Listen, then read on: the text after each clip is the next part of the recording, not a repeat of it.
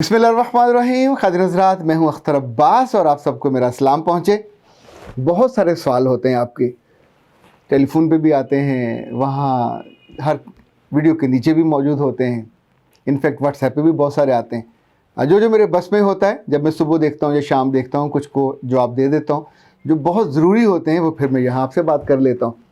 ये मौका, ये अपॉर्चुनिटी कभी कभी तो लगता है कि अल्लाह की तरफ से ख़ास अनायत है, ख़ास करम है मेरे लिए भी और उन लोगों के लिए भी कि जिनकी ज़िंदगी में कहीं से कोई उम्मीद का रास्ता खुल जाता है, वरना मायूसी आपको ईमान से भी दूर ले जाती है।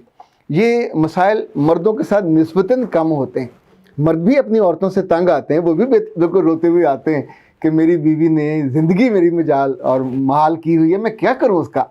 और जो चीज़ें वो बता रहे होते हैं, हैरत होती है कि ये नन्ही मुन्नी सी और मासूम सी, ये प्यारी सी शख्सियत और एक औरत की, वो भी इतनी वहशी किस्म की हो सकती है कि अपने मियाँ की जान अजाब में कर दे। पर इट हैपन्स।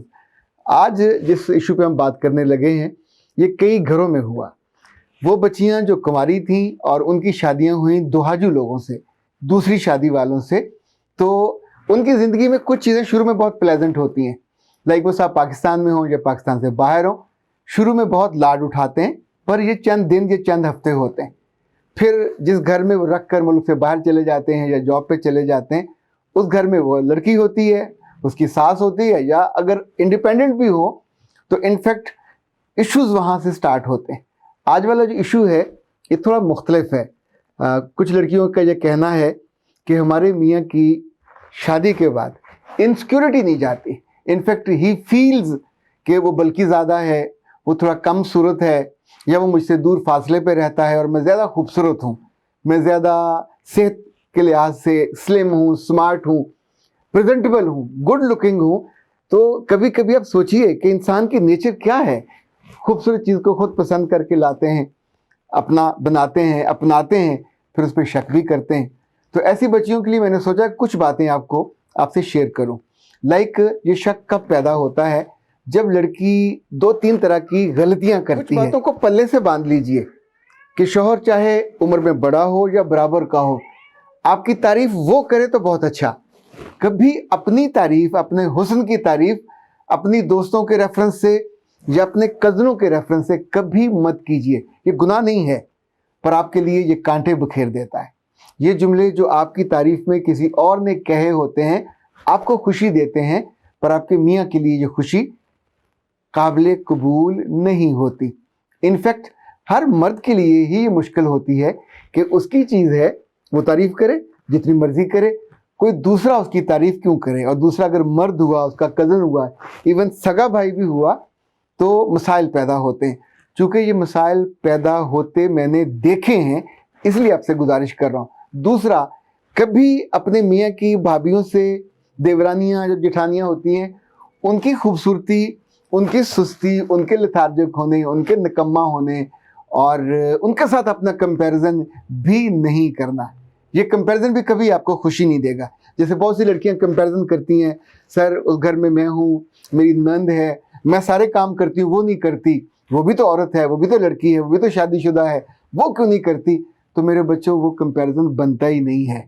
इनफैक्ट वो उसका घर पहले था, आपका घर बाद में बना। इस पर लड़िएगा मत और मेरे साथ दलीली मत होइएगा। मैं अकल की बात आपको बता रहा हूँ जो मैंने देखी है, और जहाँ से मसाइल क्रिएट होते हैं, इनिशिएट होते हैं और फिर इतने बड़े बन जाते हैं। लाइक आपका मियाँ अगर मुल्क से बाहर है और वो आप पे शक करने लगे, तो ये शक आपकी शक्ल पे नहीं होगा, ये शक आपके कपड़ों पे भी नहीं होगा, ये शक आपके करैक्टर पे होगा कि आप करैक्टरफुल नहीं हो। सो आपको हर सूरत में, हर वक्त अगर कटहरे में खड़ा होना पड़े, तो आप सोचें ज़िंदगी कितनी बुरी हो जाए। इसलिए ये जो ज़ुबान शरीफ है, इसको ज़रा छोटा कर लिया करें। इसको शादी के बाद बड़ी बहनों को, माओं को, अल्लाह इनको हदायत दे, अपनी बच्चियों को समझाया करें कि तुम वहाँ मुकाबले के लिए या अपने हुस्न की और अपनी खूबियों की तारीफ़ खुद से करने के लिए नहीं जा रही। तुम्हें उस घर में जाके जगह बनानी है। आप नहीं मानते तो उस घर में मत जाओ, पर आप उस घर में जा रहे हो। You need to get a place, a suitable, a respectful।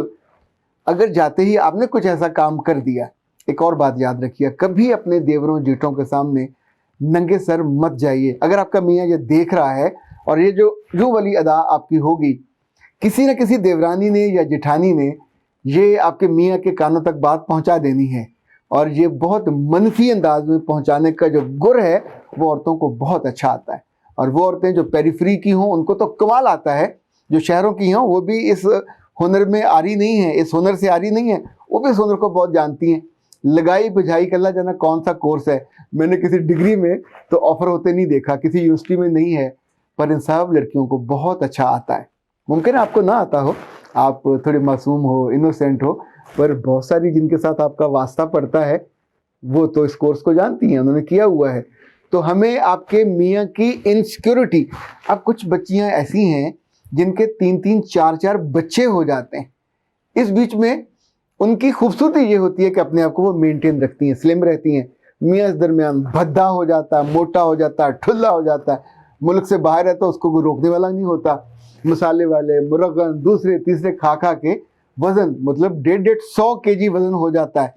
तो घर आके जब वो एक हीरोइन किस्म की लड़की को देखता है तो उसकी अपनी, पर अंदर से तो कहीं आपको थोड़ा सा कंपैरिजन आता है और आप सोचते हो इस हाथी का इस हिरनी के साथ क्या तवाज़न, और क्या ये मुझसे लॉयल रहेगी कितना अरसा, क्या किसी और को देखकर ये उधर मुतवज्जो तो नहीं हो जाएगी। अच्छा, एक बात मैंने और देखी है, जिन लड़कियों का अपने रब से बहुत गहरा ताल्लुक़ होता है और अपने रब से जुड़ी होती हैं और मियाँ के आने के बावजूद भी नमाज रोज़ा नहीं छोड़ती, उनके बारे में शक कम जाता है।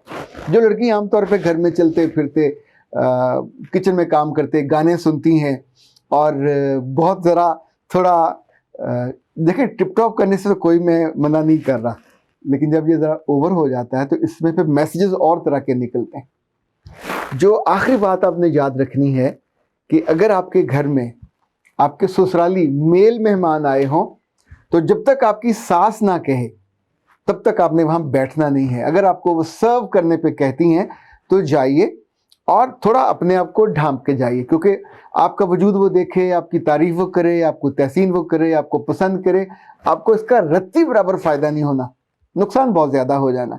तो कौन अक्लमंद होगा जो किसी एक बेवकूफ़ को साथ चाय भी पिलाए, खाना भी खिलाए और उसके जाने के बाद खुद कटहरे में खड़ा हो जाए कि तू बड़ी बन बन की औंधी सी और तू उधर सामने बड़ा सीना निकाल के फिर रही थी, तुम्हें कोई लज्जा नहीं है, तुम्हें कोई हया नहीं है।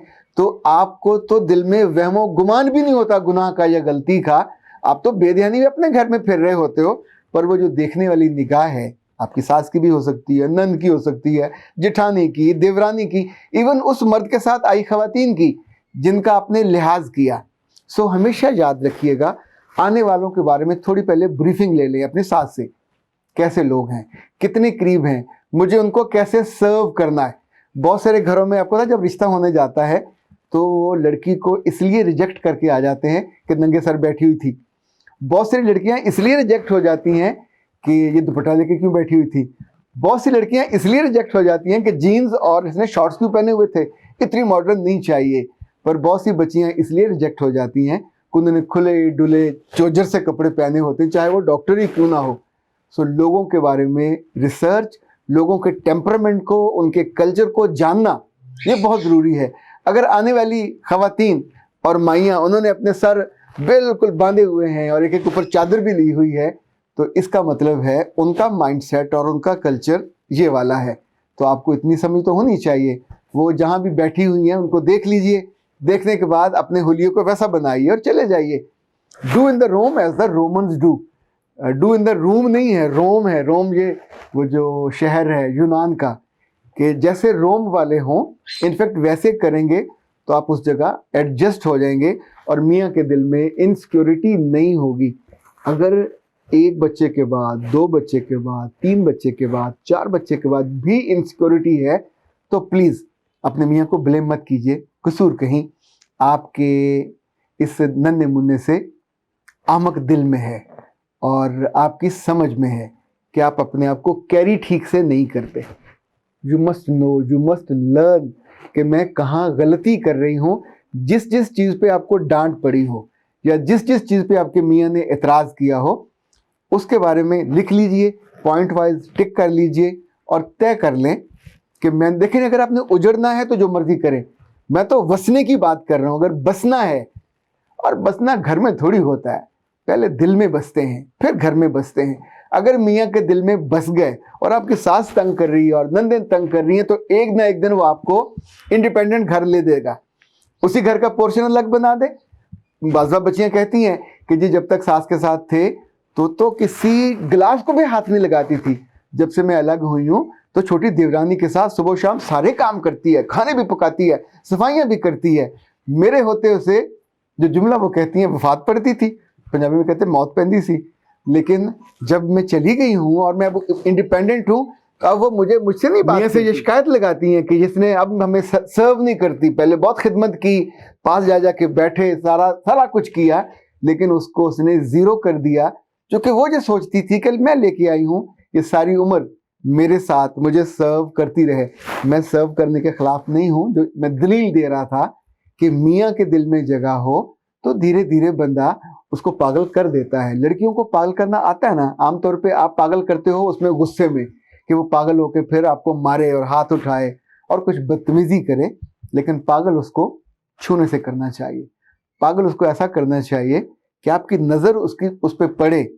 तो क्या शेर है कि दीवारें जान ना टूटे, ये कैसे हो सकता है। वैसे बहुत ही समझदार माएँ अपनी बेटियों को बताती हैं, सिखाती हैं, और ये जो निगाह है, इनफैक्ट ये बिना लफ्ज़ों के ऐसा हमला है कि आपका अपना ज़ाती मियाँ नहीं सह सकता, नहीं बर्दाश्त कर सकता। मोहब्बत की नज़र किस जालिम को अच्छी नहीं लगेगी, मोहब्बत के लफ्ज़ किसको अच्छे नहीं लगेंगे। पर आप ऐसी चली हैं कि जैसे जैसे बच्चे होते जाते हैं तो आप सोचते हैं बच्चे मेरी बाइंडिंग है। बच्चे आर नॉट योर बाइंडिंग, बच्चे कभी भी बाइंडिंग नहीं होते। बाइंडिंग वो मर्द का दिल है, उसकी रूह है, उसकी आंखें हैं जो आपको पसंद करती हैं। उन्हीं में कहीं वो गलत मैसेज लेता है जो आपके बारे में उसे इनसिक्योरिटी होती है। पर याद रखिएगा, ये इनसिक्योरिटी आपकी खानगी ज़िंदगी, आपकी अज़दवाजी ज़िंदगी, आपकी पर्सनल ज़िंदगी, इसको भी खा जाती है और बिलाखिर आपको मायूसी में और एक ऐसी तरह की कैफियत में डालती है जहाँ आप एंजाइटी का शिकार होते हो, डिप्रेशन में जाते हो, दुखी होते हो, सर पकड़ के ऐसे मारते हो कि मैंने तो कुछ नहीं किया, ये मुझ पर इल्ज़ाम क्यों लगा रहा है। आप कभी उसका नुक्ता समझने की कोशिश नहीं करते, उसको समझिए वो क्या कह रहा है, तो होपफुली ज़िंदगी आपकी निस्बतन आसान हो जाएगी। अख्तर अब्बास को इजाज़त दीजिए। अस्सलाम।